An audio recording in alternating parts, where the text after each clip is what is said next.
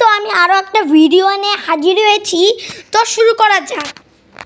টাকা দেন, আমি রাস্তা ফকির, আমার হাত নাই, টাকা দেন, টাকা দেন।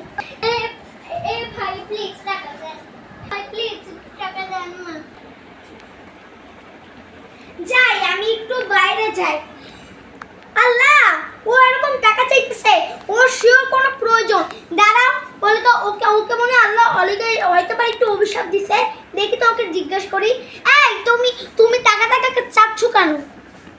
আর তোমাকে দেখে তো অনেক বড় লোকের মেয়ে মনে হচ্ছে, তো তোমার হাত ভাঙা, তো তোমার কি হয়েছে?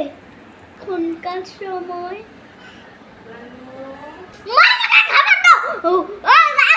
এত দেরি হয় কেন? দাঁড়া বাবা, একটু দিচ্ছি।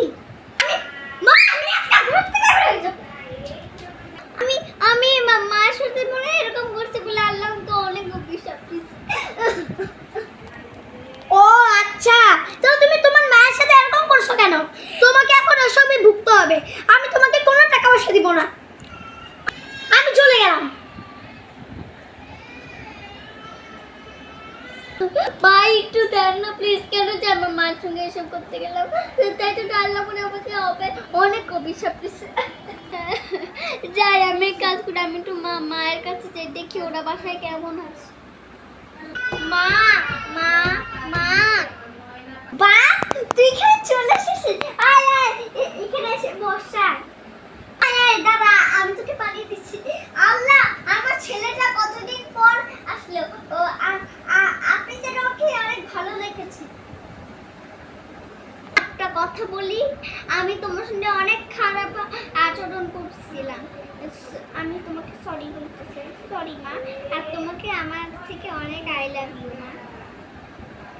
আরে থাক, আমাকে আর সরি বলার দরকার নাই। তুই যে এত আমার কাছে ছিলি না, আমি অনেক কান্না করেছিলাম।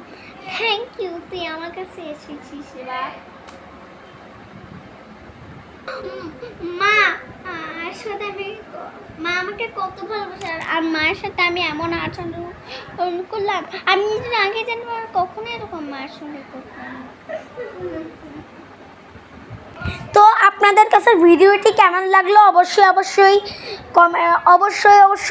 আমাকে বলতে পারবেন না, কারণ আমাদের কমেন্ট বক্স অফ। আচ্ছা, আর আমাদের ভিডিওটি কেমন লাগলো অবশ্যই বলবেন। আচ্ছা, আপনারা মনে মনে ধরে নেবেন। আর বাই বাই বন্ধুরা, আর আমরা কালকে তোমাকে সরাসরি বাই।